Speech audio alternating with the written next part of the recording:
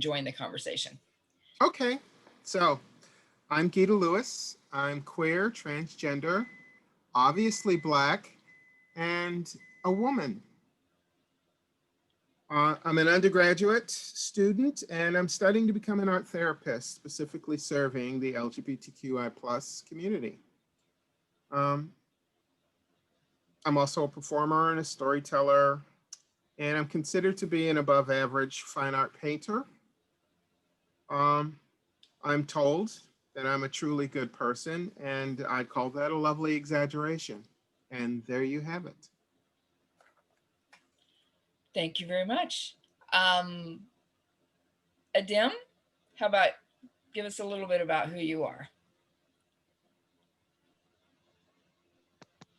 Hey, I'm AC Ramirez, and I am Taino Hiwayagua. Um, what were we supposed to say? I always mess this up. Just a short intro. BI2S, which means two spirits. And I am super excited about doing this interview online with the other artists because I've been working with this group for some of them for quite a few years now. And we've done a lot of projects together. And we're always looking for new two-spirit artists to join us. So contact us if you're interested. It's great to see everybody. Thank you very much. Thanks for joining us. Brian, this is actually our first introduction. I'm kind of excited to get to know you and find out more about your history and where you come from. Yeah, me too. It's nice to put a face to a name. My name is Brian Rainforth. I'm from the Northwest. My people are the Klamath, Wasco, Yakima, Cowlitz, and Quinault. On my dad's side, my mother's European American, mostly Scandinavian, and the British Isles. I grew up in Alaska and Washington State, and now make my home in Beaverton, Oregon, the traditional lands of Southern Chinook peoples. Actually, there's several tribes kind of overlap. I have been doing art for quite a long time, and we'll talk about that more later, but I'm really happy to be here. Right on. Thanks for joining us. Well, the goal of the conversation today is it's a fairly relaxed conversation. Again, we're not very formal at Pride Northwest, but really it's to share our spotlight with your work as artists and as community members, community leaders, and to learn more about you and a little bit more about the exhibit that's happening at Q Center right now. So let's just kind of jump in. Just start with the straightforward kind of questions. How long have you been creating your art, and what is the journey to artist been like for you? What does that look like? I can call on folks, or someone can jump in. Brian, you want to go?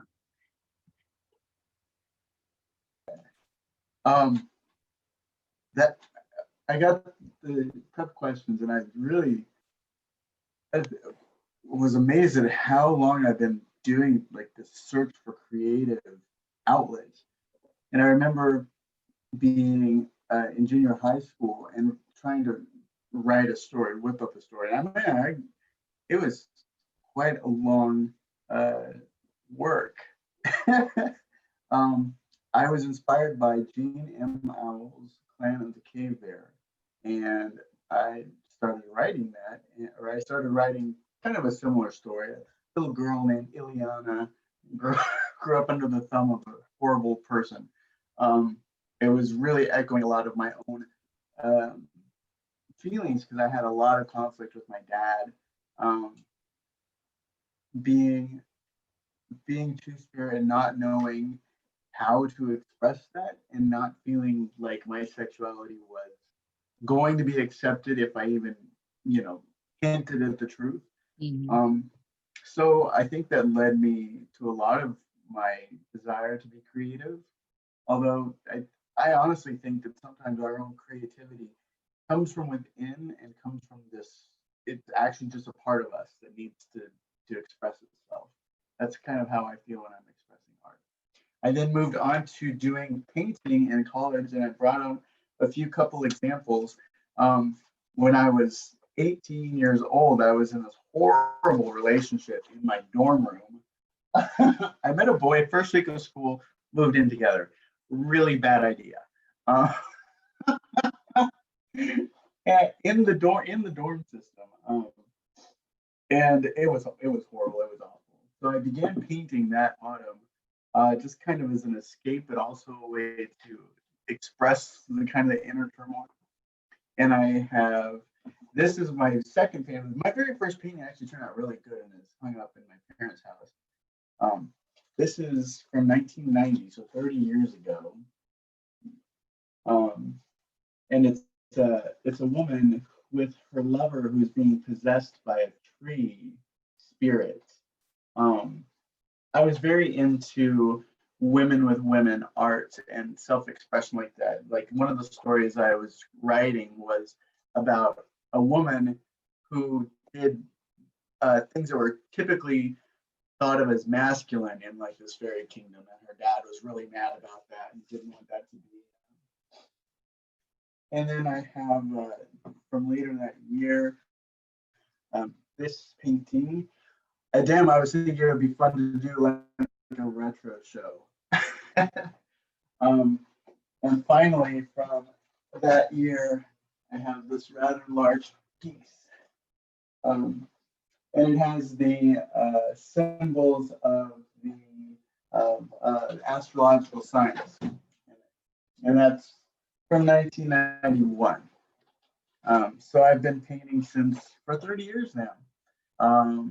I took some few breaks, but now I'm at it again, and I'm really, really loving this new iteration. Right on, right on. My first response, aside from beautiful art, is you just don't look old enough to have been painting for 30 years.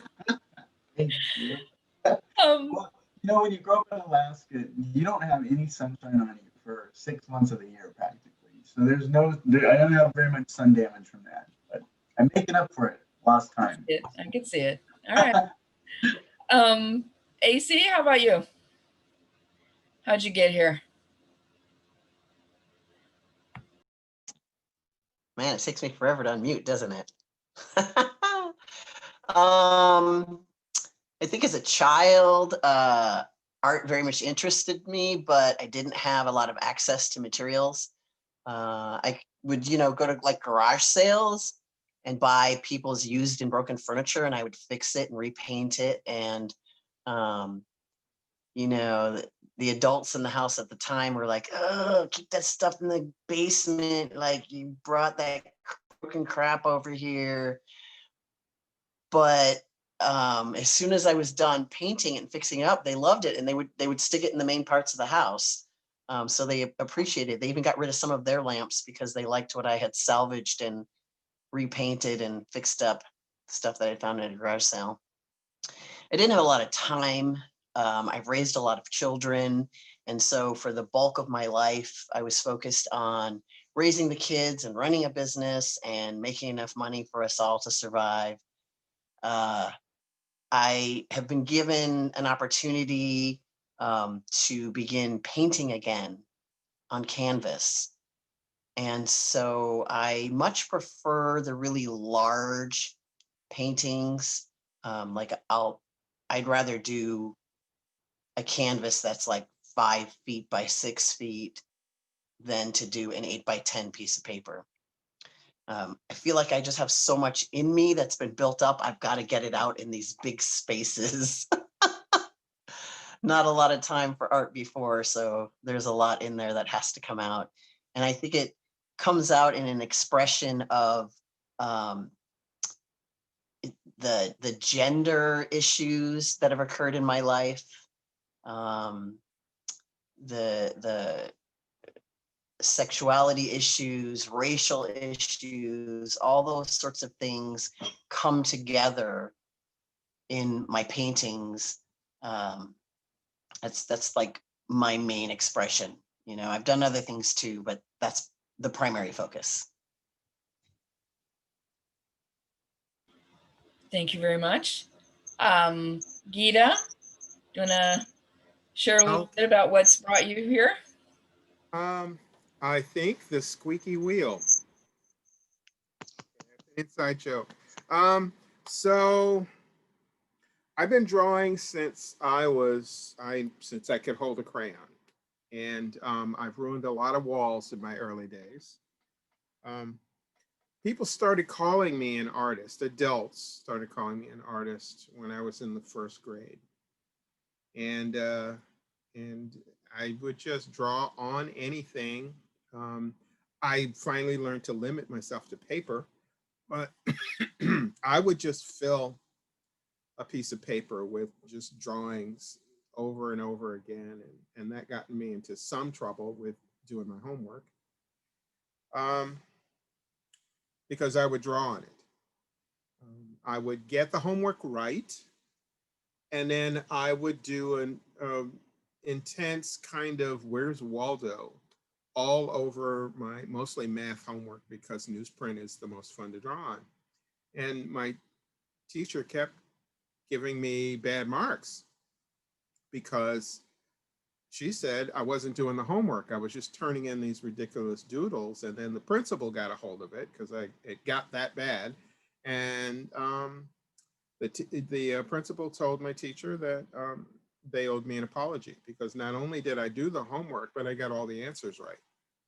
So we made a deal. They gave me a case of newsprint from school in exchange for a promise that I would never draw on my homework again because I was being unkind to the teacher. So the principal knew that by appealing to my empathy and also bribing me with free paper, that it worked. So, and it lasted me a long time because I became much more frugal when I knew I had a finite amount of paper and I couldn't do anything on homework anymore. So I would say that my journey has taken me in different places. I spent most of my life closeted.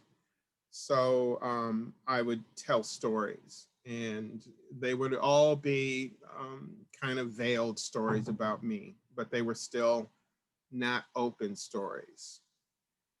So as I developed as an artist, I would gravitate away from object art, chairs, fruit, landscapes, that kind of stuff that didn't appeal to me as much as studying human faces. And that just, I was fascinated by that. And I came to realize that I really like people. So that inspired me to explore that even more. What ended up happening is,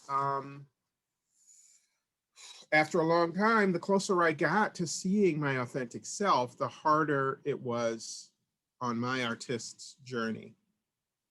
Because now it was a story I was compelled to tell and too afraid to tell. So when I finally came out to myself and within several months, the rest of the world, my art changed. It got harder to create and more rewarding at the same time, because it was finally about me and about my experiences in my chosen family and my community. And so I started telling that story, and I like the work I'm doing now. Well, so do we. We do too. I see. Thank you all for sharing a bit about what's brought you here, about your history, your path. Let's get a little bit into sort of process, sort of where you're at now. A little bit about what your process is. I think the example I used getting ready for questions was, you're getting ready to do a new piece. Do you already see it? Do you already have a visual in your mind or a picture? does it create itself in some ways? How do you get from starting it to ending it, and what does that look like? Brian, since I'm looking at you, how about we start with you? That's just fine. The, there, for me, there's like two types of of of the process. The process where you have to do something for someone else or for money, and then the process where you just want to. And those are completely different. I'm very, very focused and methodical about if I'm doing it for someone else. And for the other part, which I enjoy more, is when I'm creating for myself. I'll sit down and I'll decide what medium I'm going to work in that day. I've just started experimenting with watercolor and gouache, and it's becoming one of my new favorite obsessions. And then I choose how I'm going to spend the next few hours making something. Am I going to recline in bed and have everything precariously balanced around me and have a really nice movie on in the background that I can listen to while I'm doing something? Or am I going to stand in front of my easel and, really kind of try and get in the zone? The zone comes in so many different ways. I can be crouched over a table completely in the zone, or I can also just be like in a trance on my bed, reclined. And then I'll put a little bit of color down onto a blank canvas. And then I will start to, especially if I have something to go on. Like for landscapes, I like to know what I'm about to do. Am I going to do a mountain scene? Am I going to do a lake? Because when you just start putting things down, it usually gets really abstract really fast, and it's hard, and it's really easy at that point for me to just screw it up and end up with crap, and muddy crap at that. But if I know, okay, I'm gonna be doing a cold landscape scene, oh, that's nice. A cold landscape scene, then I know what to start with. So this is what I started last night. I still take down to the board, and I haven't decided what I'm going to put in the foreground yet. It might be trees, it might be boulders. I haven't quite decided, but that was where I was reclined on the bed with the paints around me, brushes over here, paints over there, snacks slightly out of reach, something nice in the background, and then I also finished or got a little bit of work done with this. And I am definitely putting trees in the foreground there. I was telling Adam, I'm not sure, Gita, yeah, you were on the four-way Facebook last week. I finally came out with my first two gouache portraits. And I had, this was my method there. I had scrap piece of paper, scrap that had paint on it, scrap that was close to a person thing, a backup of a backup, the backup, and the actual painting. So this was the backup, and this is the actual. So those came out pretty well. I'm not unhappy with how they came out. And then these are finished landscapes that I'm rather happy with. And almost all of those were done with the relax method. I'm not opposed to having a drink while I paint, but I find that I can get messy and sloppy really quick. So I prefer to keep things more like pot or pharmaceutical, to be honest. Doing it with a clear head is fine too, but it's kind of boring. So that's my method. Right on. Thanks a lot. I like the relaxed method. That's nice. It's fun. AC, how's it going over there? Good. Wow, my method. I'm super impressed that Brian can paint in bed. I have white sheets. I would not even try. Like, no, man, I'd have so many colored sheets. I paint instead in my living room around my white furniture. But yeah, I usually have a big canvas in front of me, and for the most part, I have no idea what's going on it. I can grab the palette of whatever I've been working on last and just start to sort of apply it to the canvas, usually with a paint scraper. That's what I paint with. I don't like brushes. I'll use brushes if I have to, but there's something about the feel of it that I know that sounds weird, but I don't like it. So I begin to apply, and generally the colors that I start with aren't necessarily the colors that will be there when the painting's finished, but the canvas kind of tells me what goes on there. If it doesn't, I will fight with the canvas and I will curse at the canvas. And then I'll think, well, maybe I should go have a snack. Maybe I'm just hangry.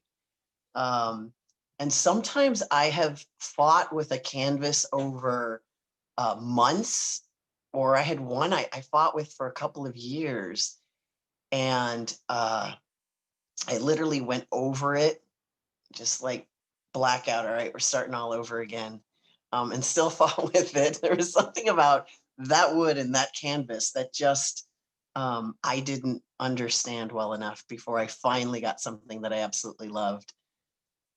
But generally, it's just me, some leftover paint, and a scraper going at it in the living room, trying not to splash on my white furniture. Nice. I'm highly impressed with even thinking about, because I've seen your work. I've seen, like, we can look in your background and see your work, and just picturing trying to do that with a scraping tool. I can, obviously I'm not an artist. It's very difficult for me to picture that having the talent to do that. Ms. Gita, tell us a little bit about your process and kind of what drives it, and how you get there. Okay, I would describe my process as a very disciplined hot mess. An idea will attack me, and I mean that. It will just creep up. I'm not paying attention to making anything, and then I'll hear a piece of a conversation, or I'll be in a conversation with someone, or I'll read something or hear a piece of music. I mean, it's really random. And then I have to find a sketchbook.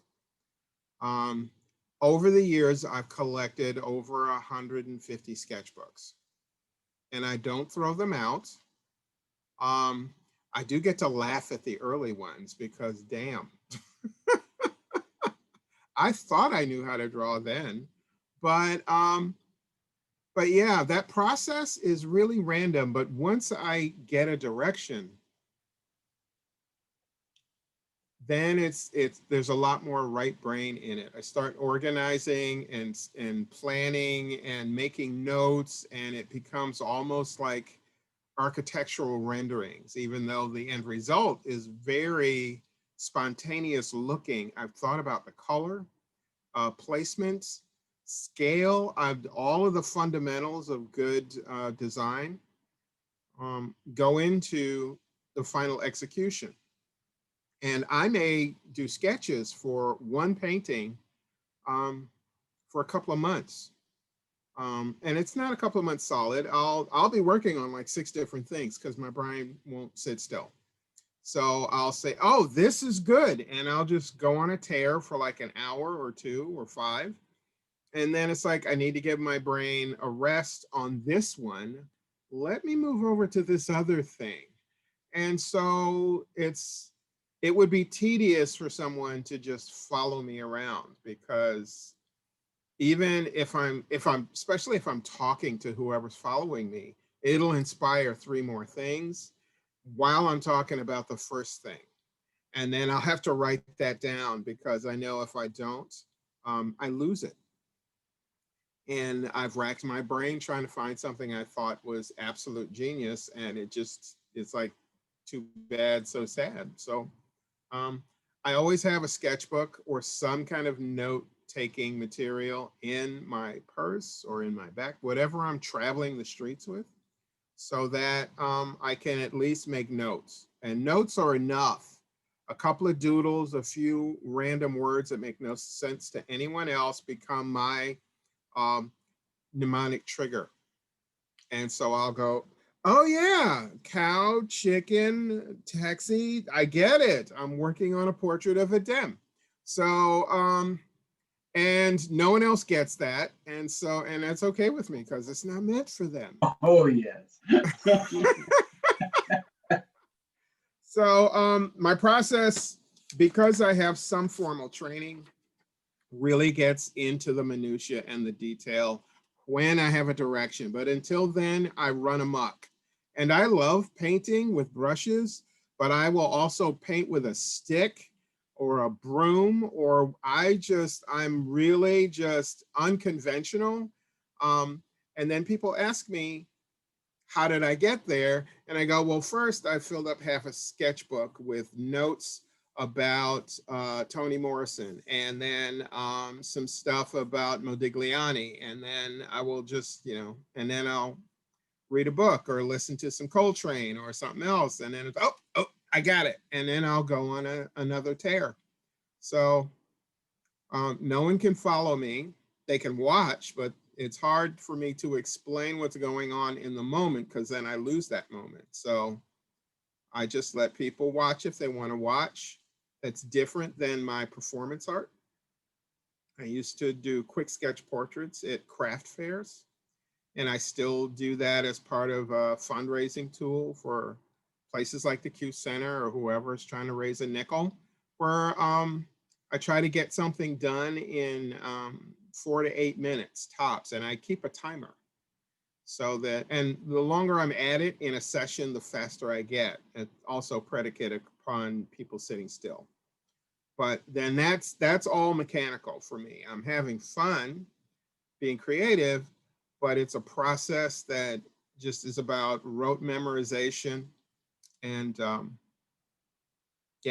and body and muscle memory. So I hope that made sense. It does. Well, it makes sense to me, but I also know you. It's like, okay, I can picture you doing all of those things right now. Right on. Now you kind of bring up a little bit of the next question. Brian did a little bit too. How much does knowing or wanting other people to see what you're creating or what you've created, how much does that impact how and what you do? Brian, since you touched on this a little bit, you want to kick that off? Could you rephrase the question again? I knew it was clunky. How much does knowing or wanting other people to see what you've created impact how and what you do? It impacts it a lot. It's rare that I paint just for myself, that I'm thinking that nobody's ever going to see it. But I think as artists, art, we like to express, well, I like to express, because I want someone to validate what I've just done eventually. They might not like it, they might think it's crap, but I've expressed myself and you're seeing it or you're hearing it. I also do music. And now I've somehow impacted you and changed you in some way. And that's, so everything I'm doing, I'm always thinking, well, who would like this? Who might enjoy what I've just done?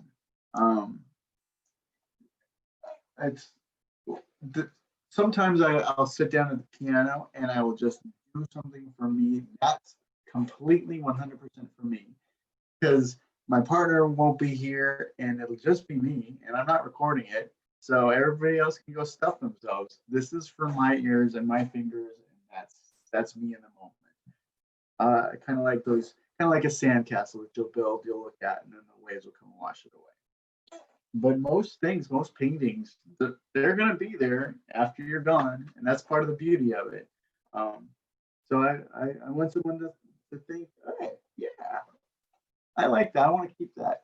I want to wonder who this artist was. I want to know what they were thinking when they were doing this. Yeah. Okay.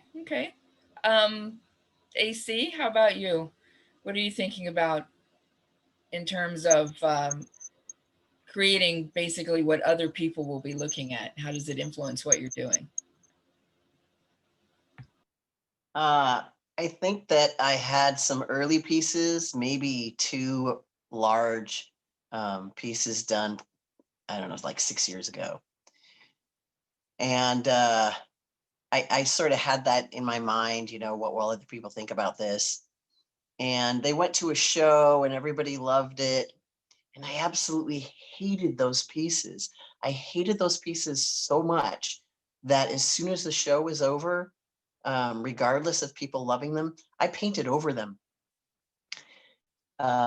Every piece that I have done since then, I didn't care if it was never seen.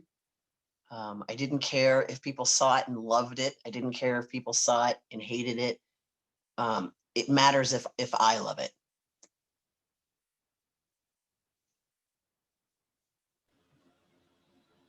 All right. I have a question, Adam. Do you love everything you do, or will you put something on the wall that you're like, it's okay, but somebody else said they like? I think that I really like or love everything that I, finish and don't paint over, obviously.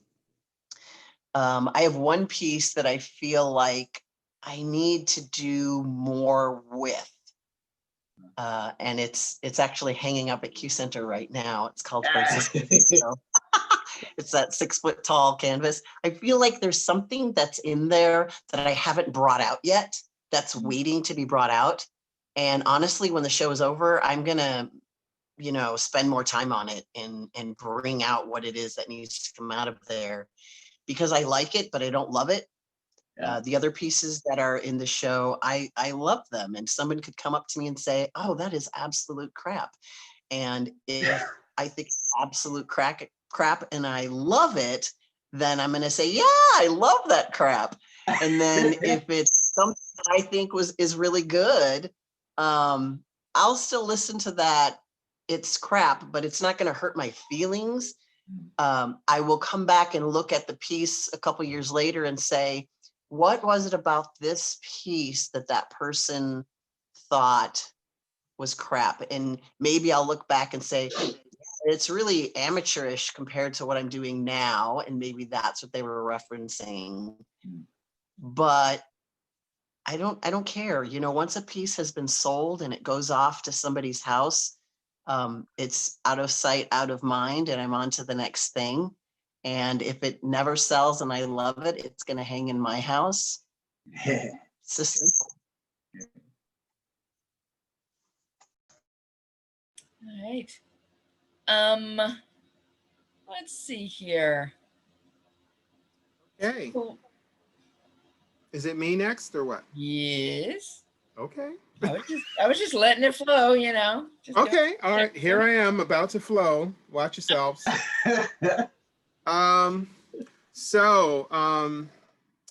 question, how much knowing that other people will see it impacts my whatever? I am pretty much in the ADEM camp. I had an opportunity to focus entirely on my art back in the early 2000s, and I generated a lot of work. And only about 10% of it was commercial. I was painting for me, I was drawing for me, and people liked it enough, even though it was portraits of other people, that they still bought them. And I attribute that to to the relationship that I try to develop with whoever my subject is. My ideal situation is to have 4 to 12 hours of aggregate time in the same space with my subject. I will make sketches, drawings, preliminary painting sketches, and photographs, because the camera just kind of is a memory thing. I hate pictures from, or paintings or drawings from photographs. They suck.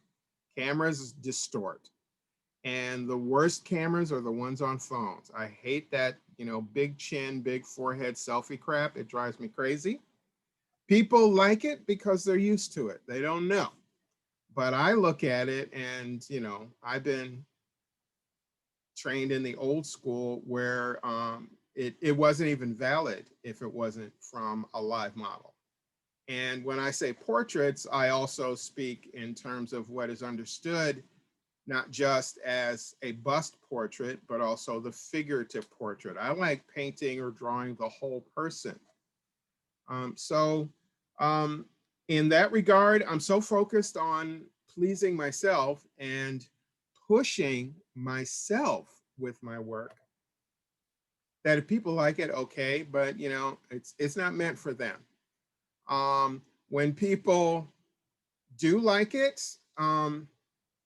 I try not to freak them out when I say explain yourself, but that's really what I want. Why do you like it? I know why I like it. Why do you like it? I wasn't thinking about you at all when I did it. So, and that tends to freak a few people out because they're expecting me to just gush because someone said, I approve of your work or your approach. And I'm like, I'm indifferent to that. I have learned to say thank you and try to give people a little bit of gratification for saying, I like your painting or I like your idea. But frankly, if people don't have something to tell me about it, something really that's critical to tell me, or something that inspires an idea in them, that's my goal in telling visual stories, is that tell me what you're going to do now that you've seen this. Tell me how you feel now that you've seen this. Tell me what's changed about you now that you've seen this. And now that you've met me and I'm badgering the witness, tell me how you feel about meeting me now as opposed to before, when all you knew was this picture and your opinion about it and your feelings about it. So that's an interesting conversation for me. That's where I engage people out there who are looking at my work. I would love to be in another show with this crew because y'all are just awesome. But it would be great to be around people again, because that's what makes being in a show really interesting for me, is that I'm really, frankly, not impressed when people tell me things like, I like your work. I want more than that. You know, because that, to me, I perceive that as a level of, wow, it looks like a chair. Good job. You know, it's a dog, right? And you know, it's like, no, that's, you gotta bring something else for me, because I don't need that gratification. I haven't needed that for a long, long time. So now, to satisfy me, my hunger is about, tell me the story of your life that inspired you to like what you're looking at. That's the conversation, and that's where I want to go. So I don't know if that makes it any more clear about considering other people or viewers, but that's where the rubber meets the road for me, is engaging people and actively having conversation that ultimately my hope is that it goes beyond my work and into their lives, because that's where I'm going to find my next painting. That's where I'm going to find my next drawing. That's what's going to inspire me is, you know, I do a painting about trauma, and then the next thing I know, people are sharing intimate pieces of their lives, and that inspires me to go make something else that honors the trust they placed in me in telling me what's going on with them, but also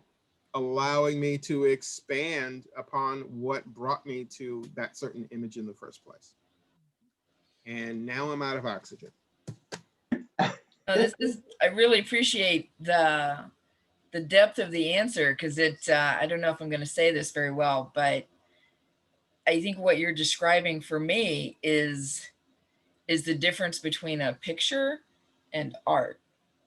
Because, you know, we all go into a store or a lobby someplace and there's a cool picture on the wall that's like, oh, that's cute. And then it's in and out, and you never think about it ever again. But then you interact with something else, a painting, a sculpture, whatever it happens to be, and you're still thinking about it, however much later, you know, there's been an impact there. I think that really, Gita, I think I don't know if that's what I take away from what you're talking about. And to me, that's the difference between just an object that's kind of cute and a piece of art that's been created that's actually changed somewhere. So I really appreciate that response.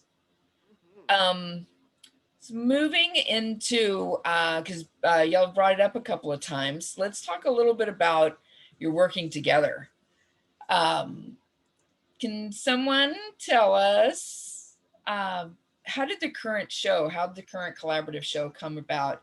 And I want to throw in here that not everyone who's participating in the exhibit was able to join us today. Asa Wright is not able to be with us, but they are a big part of the show as well. So we know that there's some perspectives that we're not able to include today, but I'd really kind of like to hear about why y'all are doing this thing together and what it means, and maybe how you've worked together before. I blame I it can do down. that. Yeah. So, you know, it's not easy to get a show. You have to know folks to get in somewhere. I had done a show in a wine shop because my friend was a manager there. I've done other shows at community colleges because I was a student and I was part of a class or something. I have approached galleries and they either didn't show interest in any of my work, or they wanted, you know, a particular couple of pieces and nothing else. And I wanted to bring in other folks, and they had no interest in having other Two-Spirit folks in the program. So I declined that because it is so difficult. And if I can get in somewhere, I'm taking my community with me. When I take my community with me, we all become stronger.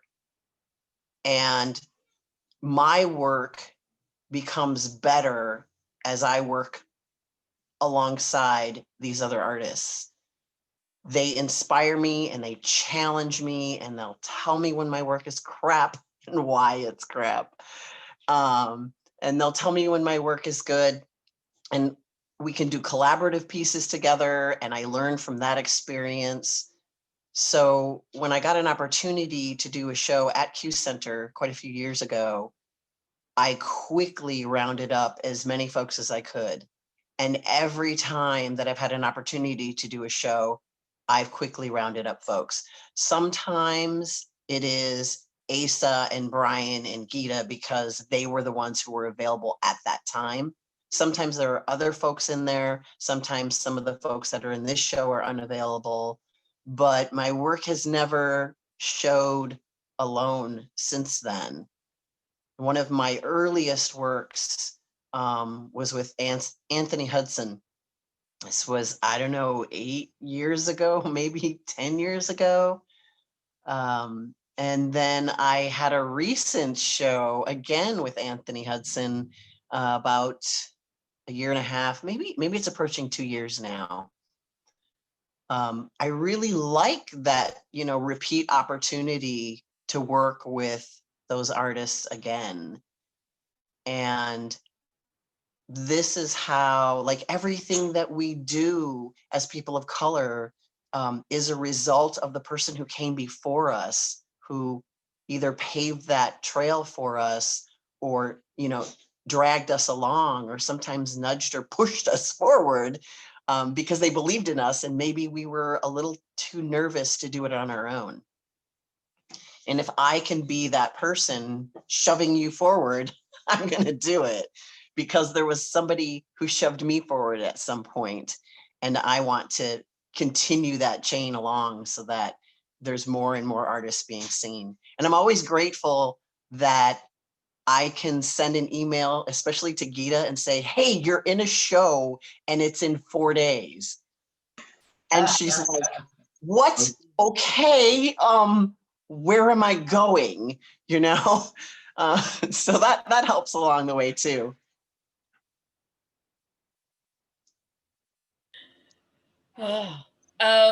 Brian, Gita, how about what does this collaborative process look like for you? Okay, I'm gonna dive in. Yeah. So Adem nailed it. Oh, that's right, hide. And there is no exaggeration about that. 4 days later, there's a show thing. We're having a show, you're in it. The promotions have already been done. So everybody believes you're in it. Do you have anything?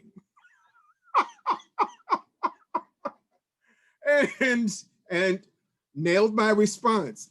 Where are we going? So when people ask me why I'm in a show with Adem in whatever situation, I go, I really don't know. Adem, I blame it all on Adem. Whatever it is, it's Adem's fault. And yet I've had a fantastic time in every single collaboration. We work well together. Our work complements each other, and more importantly, our perspectives enrich each other, because I look at Adem's work and I'm blown away. I'm like, Jesus, I wish I had even thought of that. I don't even know if I could execute it, but I wish I'd thought of that. And then I make copious notes, and then I go home and I start trying to reproduce what I saw, but then not just to copy it, but to go, where would I go with this? It's very stimulating to be in Adem's company. And so I don't have to go find Adem because they always find me. But one of these days I'm gonna go, you're in a show, it starts in 3 days. What do you got? I've already told Channel 6 you're in it. And so you better just bring your A game. I know you can, so let's go. I'm really looking forward to that day when I just spring a show on Adem, and it's gonna be a great show. But yeah, I didn't know I would love it the first time, and then I fell in love with that whole sort of commando kamikaze whatever approach, that if Adem had said, you know, in 6 or 7 months we're gonna do a show, I'd forget. So it's really kind of good that it's like, well, you've got 72 hours to figure some shit out. We're gonna come get it, or you're gonna bring it here, or whatever. And it's a show. Boom. Financially, they've been really good for me, and I don't expect any money. I just show up with the work because, again, I'm not there to impress anybody. This is what I'm up to. And then I'm really surprised when people go, I love this. how much is it? And, so now I have to think about prices because I would just put stuff on the wall. And then was like, no, we need stickers. You need a price and, maybe a title, you can call it nothing if you want, but, it just needs to be on a card. So, now I'm a little more organized in that way. I knew about all that stuff before. I just didn't give a shit. So it's like, okay, I need to do this. And so some of the paintings in this show didn't have names until they were in this show. I did what I was doing, and it was very visceral, and there's a broad spectrum of it. But then when I saw Adem's work, I was so glad we were in the same space because I almost didn't get my work hung in time because I was looking at Adem's work. And I'm like, what? And and oh my God, it's amazing too. And the scale is just woohoo. So yeah, I'm ready. I'm sure you won't call me until about 4 or 5 days before the next one, but I'm ready. I'm already doing new work in part because of this show. All right, I'm done. Yeah, I agree. I'm doing new work because of the show as well. I am. I give a lot of credit to Adem for this show. Absolutely, all the credit. It's like, hey, you have some work, you want to be in the show? Okay, yeah, let's do it. Exactly. But picture this, the show at the Q Center 2 years ago, that summer, I think it was maybe late spring even of 2018, Adem sent out an email on the Northwest Two-Spirit Society. It said, hey, calling all artists, there's gonna be a show in Portland. And I was like, who is this guy? There was a picture of a guy on your website, like this shaved head. And I'm like, hi, Adam. I would really like to. You're like, Adem, what? Adem, oh, okay. I want to do this. So I'm sitting in this very, very rural part of Georgia, like cotton fields all around me, lakes, just rolling small hills, beautiful. And I'm like, I can't wait to get to the West Coast and do this. So I knew I was coming back to the West Coast, but I didn't quite know where. But Portland was definitely on my radar, and this was just another good reason to go to Portland. So I ended up in Portland, and happy enough, come that November, we all hung up our art at the Q Center. And it was my first show since college, and I was so happy to be doing it. Also got the ball rolling on a few more projects, and what do you know? Take inspiration where you can find it. And these folks really inspire me. And like Gita, I walked in that room where Gita's work and Adem's work are hung, and I was like, it's so big. Like all my stuff is so small. And Adem's like, I don't do anything small anymore.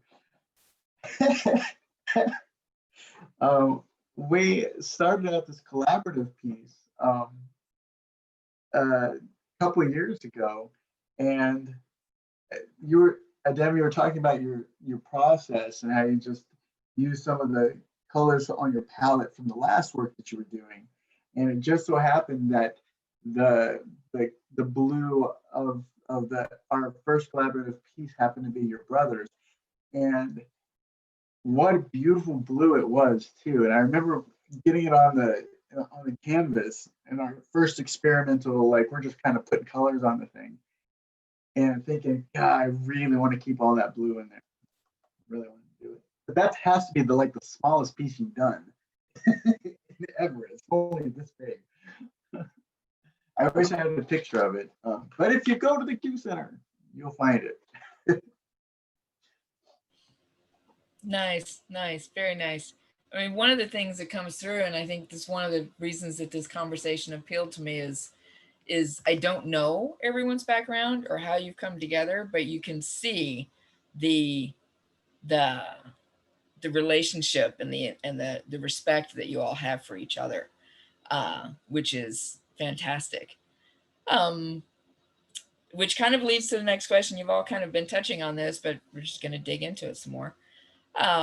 What does it mean to you personally and professionally to sort of bring all of your talents together like this?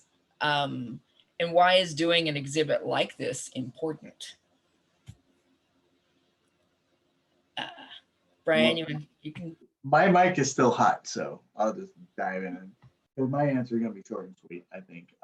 It's important to me to be seen with people that I self-identify with as my community, who are people of color, who are Two-Spirit, who are transgender, and who are the LGBTQ plus folk. And it means not having to explain myself in 1,000 different ways. And that is so important to me. It's so important. So there's that. Short and sweet.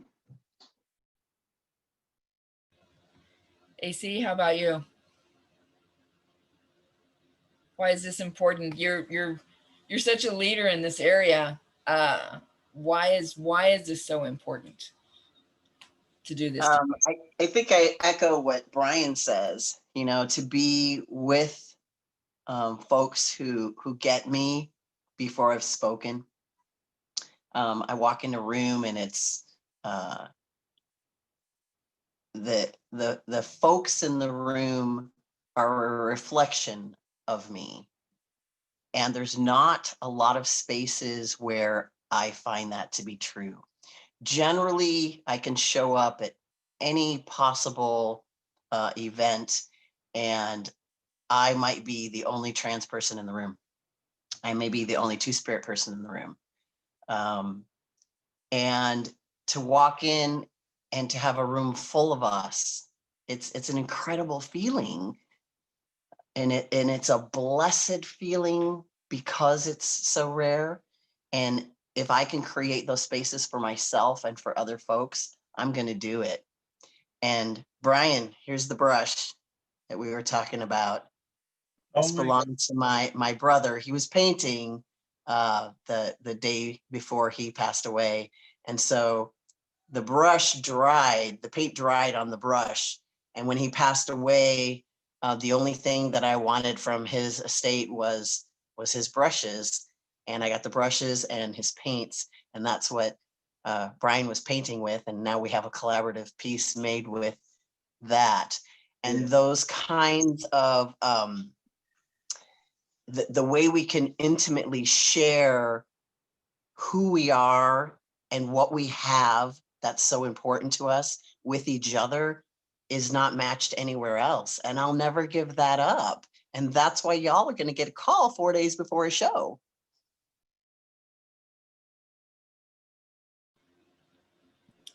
Nice. Zgita, how about what does this mean for you? And why is this so important for you as an artist and as a person? The collaboration is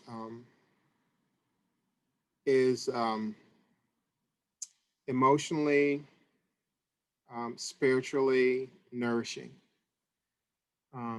And, you know, just echoing what Brian and Adem are saying about us being in the same space is really important to me. And it would be a different kind of fun if it was different people who were also of chosen family and community. So it's not that, you know, I can't have fun with anybody else. It's just that we've already got a common language because we've been in the same space so often that things just come together. I just, you know, I've been in other environments where I'm hanging group shows with other people And we have to learn the language of being together and cooperating and collaborating. And then I may never see those people again, or I may not see them for 2 or 3 years. And then I have to learn that language again. It's not like a bicycle. You know, because they've evolved and I've evolved. Now we had a new language to learn and to teach each other. What we do with our little tribe, our little family, is it brings a sort of spiritual memory as opposed to muscle memory, that we just fall right into place. And it's more entertaining now when Adem calls, because I'm like, okay, Adem is calling me randomly. There must be a show. And that's what I'm thinking in my head. I don't say anything. I just wait for that shoe to drop. What kind of artwork do you have? We're having a show. And I'm like, okay. So, and I need that. I need that jolt. And especially now, 2020 has been a bear. We thought 2019 was bad. Jesus. So, so I don't even want to make assumptions about 2021. Let's just get there and see what happens. But this year I needed Adem to call me. I needed that to happen, and Adem did not disappoint. And being in a show with Asa and Brian is just an incredible treat. The sheer volume of Brian's work and the amount that he puts into what he does with each piece is another inspiration for me. And Asa is always a surprise. I don't think I've ever seen or felt the same way, because Asa brings stuff that I don't think Asa knew about until it happened. And it's not like what was done before. And I'm pretty sure when we do this again, I'm gonna go, what in the world happened with Asa? Jesus, let me see what this is. So I definitely, I need to be in this kind of an exhibition. I'm not looking for the so-and-so gallery and meeting their approval and, all of their stuff that is all about the money and the optics. So I'm betting that people that turned each one of us down for years would open the doors this year so they can say, I'm woke. And see, I'm the kind of person that would just do satire about the gallery and the owner. That if I'm going to show up, it'll be new work, and it'll be about how fucked up the gallery system is, how white it is, how privileged it is. And then I just sit back and see if they're still that impressed with my work and they want to hang it when I'm basically just dragging them. So we'll see what happens. Nobody's beating down the door, but I'm thinking maybe I want to knock on a few doors now, and give them their Nike moments, give them their Google moments, where they can come in and be woke, and then go ahead and just, lay it out there, and convince themselves that they're still doing the right thing. The best part is that I would definitely try to coerce them into buying most of the work themselves. Yeah. To make that a part of their important statement, because you can't just show up and open the windows for the first time in a decade or two and say, I've done my job. No, this is not your Lone Ranger silver bullet moment. You don't get to just leave an artifact and then take off. So it's like, and then I would just start making shit up. I would just think about everything that I want to do that would be about inclusion and expansion. Like, you know what? Maybe you should donate 70% of the proceeds, your end of the proceeds, to houseless camps. and to, you know, warm socks and hot food and job training and stuff like that. And that's where I go when I am with the VA, whenever I go up there, because I'm a veteran and they thank me for my service. Then I say, you really want to thank me? There's a whole mile-long street of veterans sleeping on the street. Some of them have tents. Most of them are just wrapped up in garbage bags. You want to thank me? Thank them by getting them off the street, getting them hot meals. So that's where my work is inspired, and that's why it's important to be around these particular Jamooks that they inspire that kind of process in me, because I'm pretty much isolated like everybody else now, to where I'm just with my own thoughts, and that even as we socially distance with masks and everything, I get to have a little bit of a conversation, and I also get to see the work that inspires me to start thinking again and being critical about the process and about the expression. That makes sense? Oh yeah, absolutely. Um, well, and it's kind of, I love how you're all leading, sort of the next question leads off from something that somebody just said. Um, what what do you hope people watching today take away from this conversation? And from the exhibit itself, at the tail end, I'm going to try and transfer so that I can show a little preview of the gallery itself, so that folks get an idea of what you've done. But what are you kind of hoping that people who have listened to this conversation take away from here? Uh, Gita, you guys you still have the hot mic. Okay. Oh, I do. Shoot, I thought I turned it off. Oh, dang it.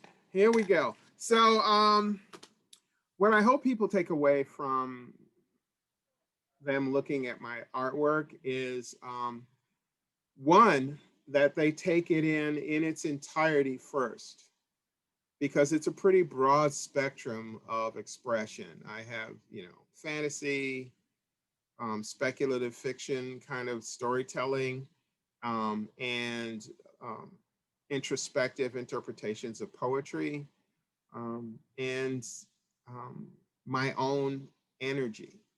One of them is a self-portrait that looks nothing like anything about me unless you know me. And it's not the diptych of the trans bodies. It's not that one. It's the one of the hand, which I love that piece. Let's see. I think it's called "Bring Your Color and Your Light to the Void." It's actually an oversized hand in terms of really extended fingers and thumb, and it seems to glow in the dark and glow with color. And that's how I feel when I'm navigating the world, that I am reaching into the void, but I am leading with my own color and my own light. And so I want people, when they look at those kinds of paintings, and take that in to also look at my expression about livability in Portland, which, you know, I read that in a casual Portland Celebrating Portland magazine, that it's one of the most livable cities in the country. And I'm like, for whom? And so I just sort of, you know, kind of boiled it down to what I see, which is that it's, you know, a very white place. Or the painting that I did where I focus on the whole creation of Oregon, and that they specifically stipulated that it would be a white state, a whites only state. And when that's not something that comes up when I've looked in the what is it, the 1858 or 1859 magazine I had to look, because they're celebrating the founding of Oregon, and the racism is overt to me because I'm not white. But for people who are not of color, they don't see that it doesn't really contain anything that acknowledges the codified history of racism in Oregon. They may have people, usually, they do the brown paper bag test, and so they're lighter as opposed to darker people of every other ethnicity. But yeah, I have that in all of the art. So it goes from, oh my God, she's really pissed, to, oh my God, she's so playful, to, oh my God, she's so deep. And then it's like, it's all of these things spread out across two walls. And I like it like that. What I want people to take away, and this is the most important thing about having a public exhibition for me, is that it stimulates thought, it stimulates conversation, and it stimulates action. That I don't want my work to just sit there and be pretty. People need to look at it, which is, again, that whole thing for me of how viscerally exciting it is to be in the space with people who are looking at my work, because I will jump on them like I've got a 12-point plan and I'm interviewing them. So what do you think? Why do you think that? And, and so does this make you want to go out and do something like maybe save a human life, or, change a systemic fuckery? Which one? That's what I want. I want that experience when people engage my work. And I like that it can be so disarmingly cute. And that's deliberate for some of them, that people don't see that all of it is about the systemic fuckery. It's just that some of it's prettier than others. My fantasy stuff, people can enjoy the fantasy. And not even recognize, unless they're impacted by it, that it's also about racism and class and gender bias and all the other nasty crap, but they can just sort of rose-colored glass that. So yeah, I want people to leave with more than just the surface of what I do. Got it. Nice. Brian, how about you? Oh, I'm the other side of a different coin. He said you didn't want your stuff just to look pretty. 2020 has been so deep and so just emotionally wearying in so many ways. I did just want my stuff to be pretty. I wanted it to be something that, especially like the pond series. Oh, that's a nice pond. It looks like a pond. Yeah, that's that one. Nothing deeper than that. I have done art like that in the past. In fact, at the last Q Center show, there was a work that I did with depicting genocide of my people, and that was just too much to bring to this show, particularly this year. I didn't want to, because I knew if I opened that box, I'd be crawling out of that one for a long time. So a lot of my work is just to be pretty this time around. So if you come and you go to the show or you look at it virtually online, yeah, just keep that in mind. Okay. AC, how about you? What do you want folks to take away from the exhibit and from this conversation today? Oh gosh, I'm not quite sure. I don't know from a perspective of somebody who doesn't already know us how it gets viewed. I think I would love to know that. I mean, leave your comments below, I guess, kind of thing. as the kids say. You know, Gita is not my blood sister, but she's my bone sister. She is my sister down to my bones.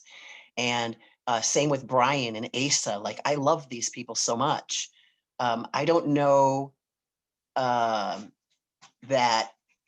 necessarily comes off to somebody who comes in off of the streets and doesn't know us and, you know, sees the show. And I don't know that that's necessary, that they would have to know that. When I walk in and I see Asa's work, it's very powerful to me, and it brings up a lot of emotion for me. And the same as I go through those, you know, the different rooms that the art is spread out through. I hope that folks would be able to feel that kind of emotion the same way that I do. I don't know that it's possible. You know, two people watch the same movie and get completely different views of it. So I think if I could get feedback from folks on the show, that would be great.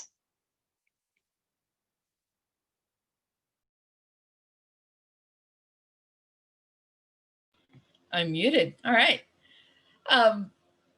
Well, I want to really thank all of you. We're coming to the end of our time.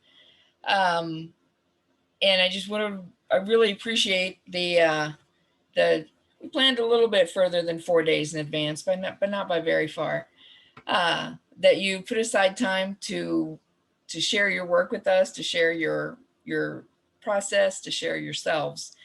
And I really hope that those who have listened in and will listen in again, we're going to be posting this on the Pride Northwest YouTube channel, so that folks who are unable to attend live can catch it there and get to know everybody.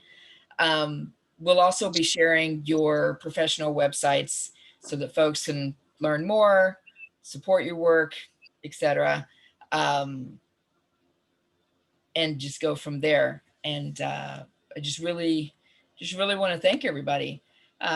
Carrie Ann, Carrie Ann is hosting. She's the guru behind the curtain of the tech at the moment. And she is, I think, going to share the short video that's up of the gallery, so that folks can get an idea of what it is they need to not be missing. And then I think we're going to close it out from there.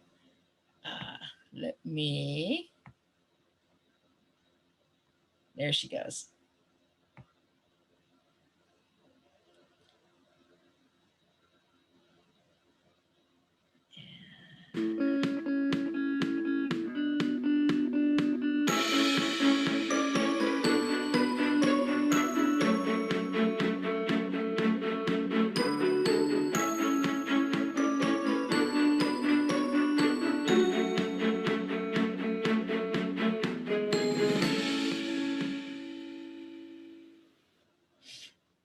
All right. Thanks, Carrie Ann. We'll also post that link as your bios and all of that are on the Pride Northwest website. What we really want our community to take away from this time together is the need to get to know the talent in our community and to support the work that you're doing and the change that you're making for us and making our community a better place to be. And so we really encourage everyone to check out Brian and Asa and Gita, AC, check out their work, support what they're doing, and take care. Thanks a lot, everybody. Thank you. Thanks for having us today.